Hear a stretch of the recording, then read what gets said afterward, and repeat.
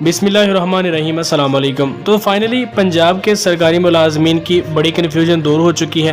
اور بجٹ میں conveyance allowance کے حوالے سے جو تمام تر خدشات تھے اور ملازمین کے ذہنوں میں یہ بات تھی کہ شاید یہ وفاق کو ہی دیا جائے گا کنوینس الاؤنس 2022 اور 23 کے بجٹ میں،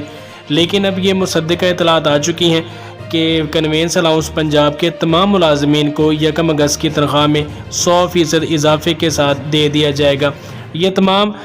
جو قیاس آرائیاں تھیں وہ دم توڑ چکی ہیں، اور بڑی خبر ہے پنجاب کے سرکاری ملازمین کے حوالے سے، کیونکہ سب کو یہی خیال تھا اور خبریں بھی یہی گردش کر رہی تھی کہ شاید کنوینس الاؤنس جو 100% وفاق کے